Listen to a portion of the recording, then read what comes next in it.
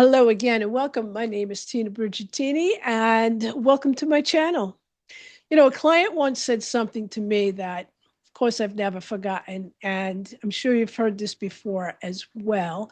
But she looked at me and she said, Tina, I know exactly why I do this. And then she paused and she thought, so why do I keep doing it? And I think this is one of the most honest questions anyone can ask because most of us have experienced that.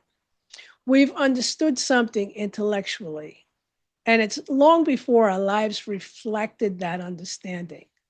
So, as practitioners, we see this every week.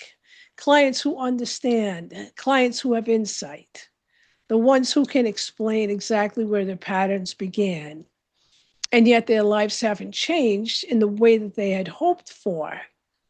And over the years, I've come to believe that this is one of the greatest misunderstandings in healing is to assume that awareness and transformation are the same thing.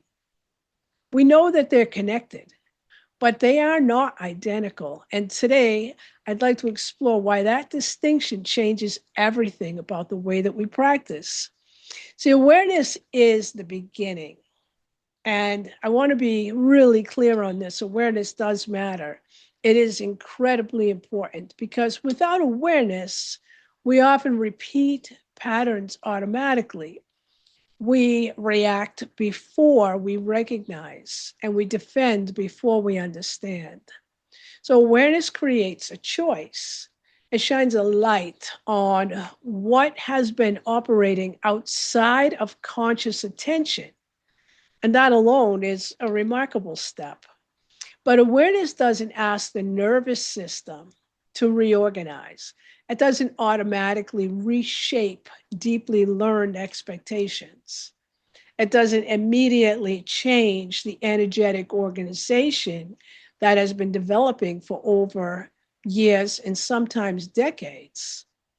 So understanding opens the door, but walking through it, of course, is another process entirely.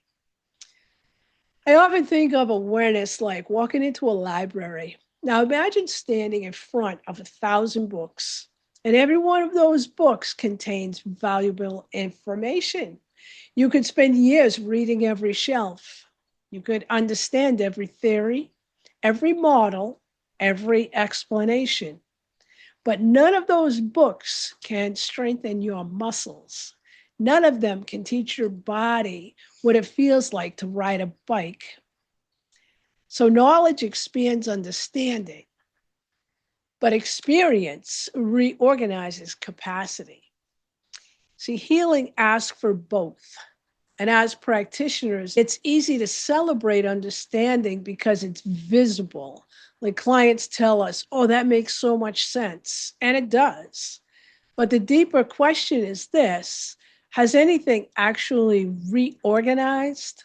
One of the biggest shifts in my own work happened when I stopped asking, what does my client know? And I began asking, what is their system learned? These are very different questions. See, information lives in the mind. Organization is expressed through the whole person. It's reflected in how they relate, how they respond to stress, how they experience safety, how quickly they recover after being triggered, how much uncertainty they can tolerate. Organization isn't something that we simply think about. It's something that we live from. This is why clients often become frustrated. They say, I know better, and they're telling the truth. They do know better. The challenge isn't a lack of knowledge. The challenge is that under stress, the system returns to the organization that it has practiced the longest. And it's not because it's broken and it's not because it's resisting. It's because it's efficient. See, the human system naturally returns to what feels familiar. So until new experiences become equally trustworthy, they'll keep returning to what's familiar. And I think that's an incredibly compassionate way to understand human behavior. And this realization changed how I evaluate sessions. So years ago, I might have measured success by the emotional intensity of a breakthrough.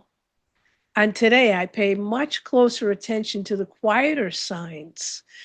Does the client recover more quickly after being activated? Do they notice a pattern sooner?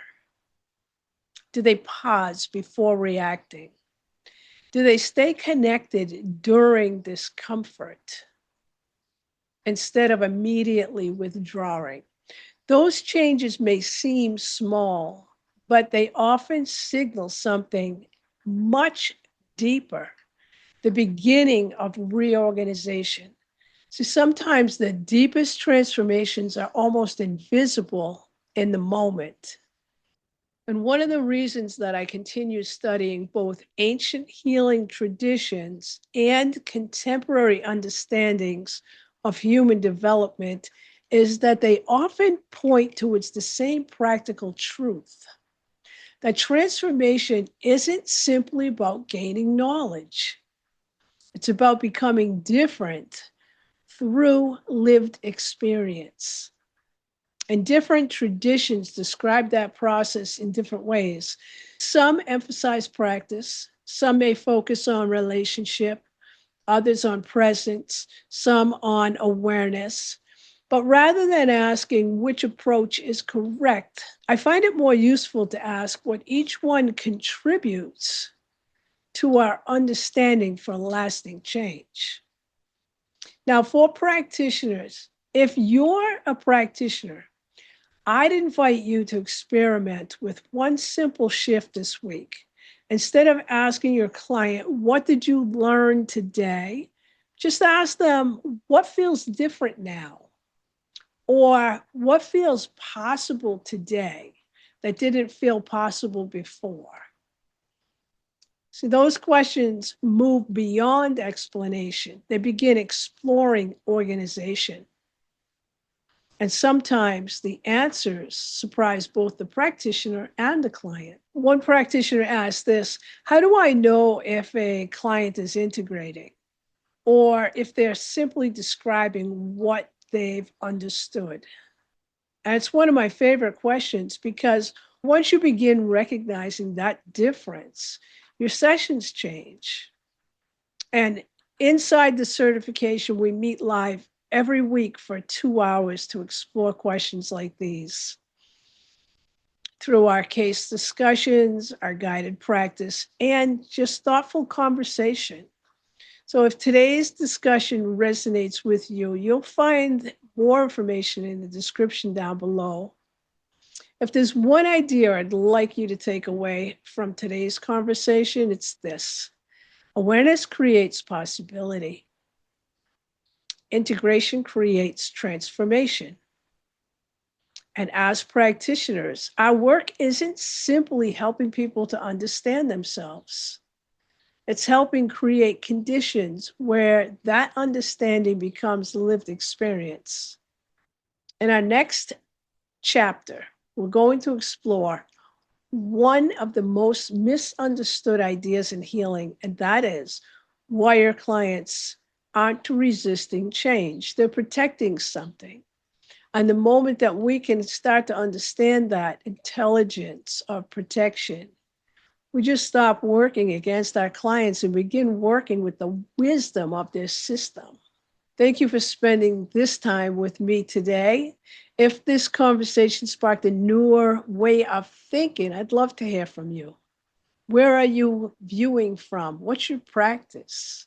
Go ahead and share down below. Because as practitioners, I have this question for you. Have you noticed the difference between a client who understands and a client who has truly begun to integrate?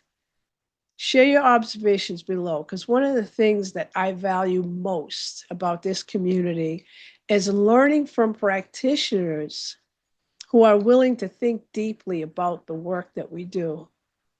Until next time, many blessings to you, Tina Brigitini.